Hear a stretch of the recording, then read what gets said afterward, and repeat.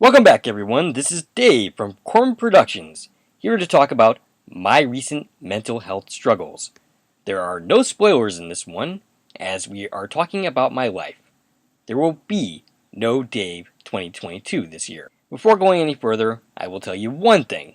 If you like this video and want to support the channel, please like, share, and comment, as well as subscribing to my channel. For those who have known me, or have been a longtime fan of my channel, hello to all two of you. You know that I suffer from anxiety and depression, and have for a good chunk of my life. My actual story can be found in my videos The Mental Health Stigma and my anxiety and depression video from a long time ago. Both of those videos are included in the video description. I have been a long-time mental health and mental illness awareness advocate and a proponent of the End the Stigma campaign. I started doing videos on the show, This Is Us, per suggestion of my longtime friend Stacy, as a means to talk about these issues in a way that someone might actually watch. If I'm lucky, I'll get like 20 views on this video. But if even one person sees themselves in what I have to say today and sees that they are not alone, maybe even seeks help if they need it, then this video is more than worth my time. We lose far too many people that we could save if we ended the stigma against mental illness. If we change our thinking that seeking help equals weakness. It doesn't. Seeking help is strength, not weakness. I thought, given the fact that this was Mental Health Awareness Month, that it was the perfect time for this video. Finally, before getting into this, I will say that this is not an attempt to make you feel bad for me. I am not seeking sympathy. Those are both criticisms that I have seen directed at people who share their stories. It is simply me putting my money where my mouth is. In the course of being a mental illness awareness advocate, I have said many times that those that suffer need to share their stories, so that those who don't can understand, and we can potentially end the stigma against mental illness. So let's get into this, shall we? My struggles actually started towards the tail end of last year. I had taken on the role of assistant manager at Dunkin' Donuts, a store I've worked at for quite some time, almost 14 years, in a store that's been building with a new manager. It was the holiday season. My grandfather had passed the following year, and that seemingly was the end of my family holiday traditions. I was burned out from everything that had been going on in that store, and I needed a break. So I asked for a 3-day vacation from work, during which I rented a motel out in Mystic, went to the casino, where I actually ended up winning back all the money that I had spent up to that point. I had actually won about $200. And I went and saw a ballet-type show in the Mystic darkroom. I didn't even really know what I was going to see. I was just trying to experience something new. And even though ballet isn't quite my thing, it was still an enjoyable experience. I also saw this as an opportunity to experience both something new and perhaps meet people. It's that last part that I didn't quite manage. I enjoyed my time that weekend, but was my usual awkward self in the times where I could have been meeting people. I came to the conclusion during these 3 days that I had buried a simple truth. The fact that I am overall not happy where my life is. Now, of course, I actually knew that. I've known that for some time. But I had kind of buried just how deeply unhappy I actually was. That I was not actually okay with the way things were, and I wanted to make some changes. Now, it had been my goal to make Korman Productions into something more, to have both the creative side and the business side, to make it my career, to end my time at Dunkin' Donuts, and those type of jobs. And eventually, I wanted to move closer to Julia, so it'd be easier to grab her and spend more time with her, and be more involved with her life than I currently am. But I buried those feelings. I did that as a way to not have to deal with those feelings, and to make my present more tolerable.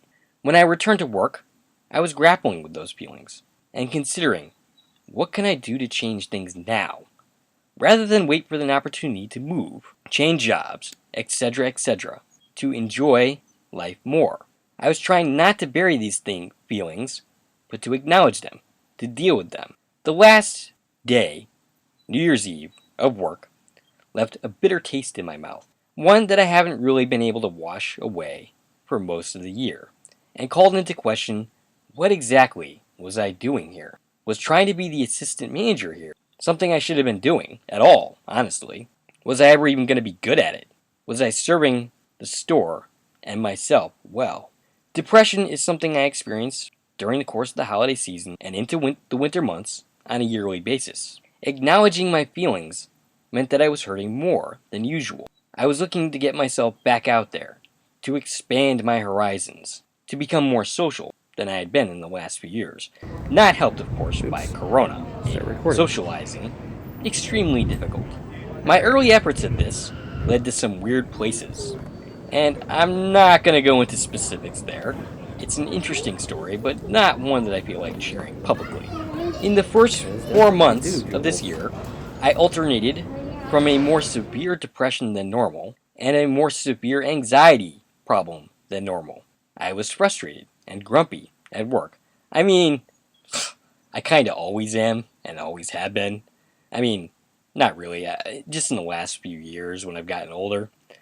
But I was worse than usual. I started to feel a lot more pain in my hip area. Pain that I am now quite certain was psychological pain. Your mind controls your body. And I was having a groin issue. I was constantly pulling my groin muscle, making it difficult to walk. And that was all before my car went down, leading to extremely expensive car repair. My mental health problems definitely impacted me at work and did not go unnoticed. I won't go into my work situation more than I already have because I don't want to get myself into trouble with people and it's really just not worth it. Every day I was grappling with that groin pull, my hip being on fire, my mental health issues, my depression, my anxiety. I became preoccupied with that pain, both the physical and the mental, wondering, obsessing really, what was going on with me, if I was experiencing some kind of new physical condition, and what was going on with me mentally. Why was I struggling this much more than the usual? I should point out that I'm 41, so some of the physical pain that I was experiencing is normal, but definitely not all of it.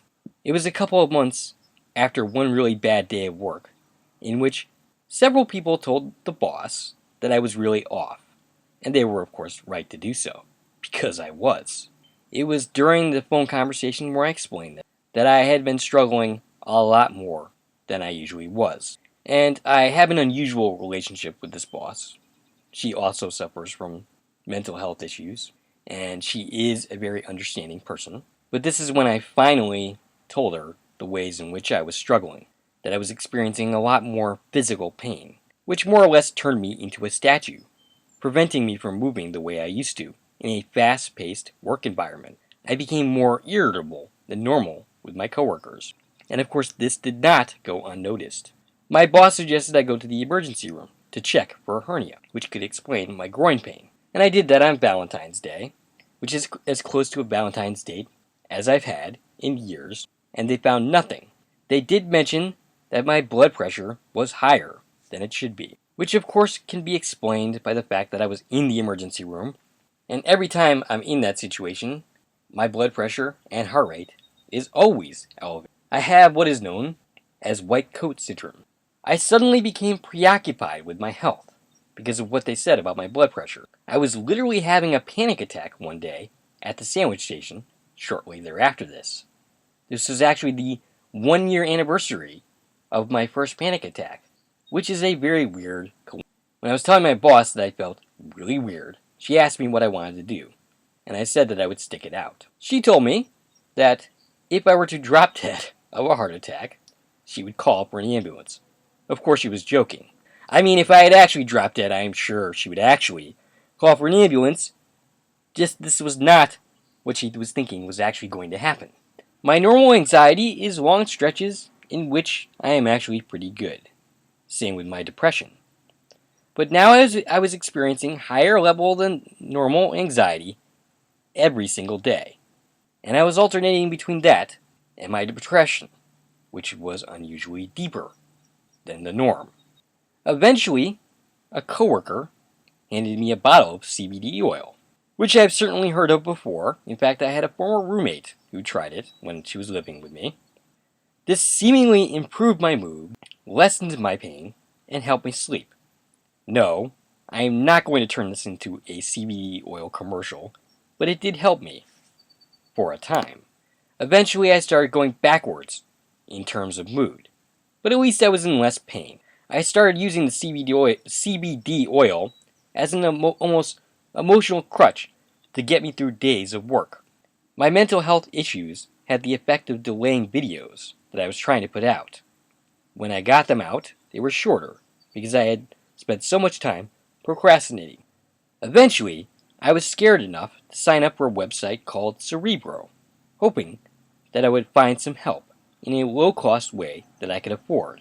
I wanted to do talk therapy that had helped me in the past, perhaps doing some cognitive behavioral therapy. I even tried an antidepressant, which I hadn't since just before my divorce. Usually, I had made a commitment to dealing with my mental health issues without medication. But a few times, I had been scared enough to try it. I had one, and the next day I was experiencing a bunch of side effects. I did not read what the side effects would be, because I knew that if I did, I would get every single one of them, being the hypochondriac that I was. I only read the side effects after the fact, and I was experiencing quite a few of them. So I just straight up stopped. I wasn't going to find the answer to my problems in a pill. And unfortunately, Cerebro was not the way to go. The only way to get the help that I was seeking was to purchase a much larger package than the one I could afford. The problem with therapy is it's kind of expensive, even with insurance. If you have insurance where they will pay for your mental health, finding someone who can actually help you, even if this is not a problem for you, is no easy task. Eventually I stabilized. Becoming preoccupied with what was going on with me had the effect of prolonging my problems, just as it had done during my panic attack era in 2010. It took me over 4 months, but I somewhat returned normal, and have recently been trying to find ways to rewrite my life that I am not happy with in the short term. I went out on a date, which may or may not lead to something. It doesn't have to right now, but it's a first step. Over the last few years, my attitude has become, I believe in love for thee, but not necessarily for me. The fact that there has been some interest in me this year means perhaps that doesn't have to be the case. Perhaps love is in my future, but of course maybe not right now. I am now actively trying to change jobs. I've been at Dunkin' for almost 14 years. I'm not going anywhere with this. I'm not going to become a store manager.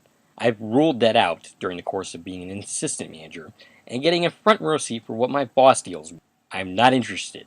I don't want it to take over my life. I want a job in which I could still pursue my interests and eventually build towards having my own business. The fact of the matter is, my job is a big part of my unhappiness. It's time to move on. I'm trying to get to a place in my life where maybe I can be happier, rather than simply comfortably miserable, as I've been for quite some time. I've been in a place with my mental health where I mostly have it under control. I deal with my anxiety as best as I can, using a bunch of different strategies. And as far as my depression, I just got to ride it out when it gets bad. But as I always say, no matter how good you are, eventually you will find yourself struggling again, and that is okay. I am not cured, and never will be. It is not about being cured. It is about better management for myself. No matter how good I am, eventually the darkness will have its day. And for a good chunk of time, the darkness was winning. It was in the driver's seat. The reality is, I will never conquer this darkness. It is not a foe to be defeated, but a companion to learn to live side by side with. The better side of myself is back in control. For now, that will not always be the case. If you recognize yourself in anything I've described, then I hope I've made you realize that you are not alone. If you need help, please seek it. You are loved. You are important. Whether your mind sees it or not, there will be people who will hurt if they lose you. If you need someone to talk to, I'm always willing to listen. Though please don't ask me to talk you off the ledge. I am not mentally strong enough to do that.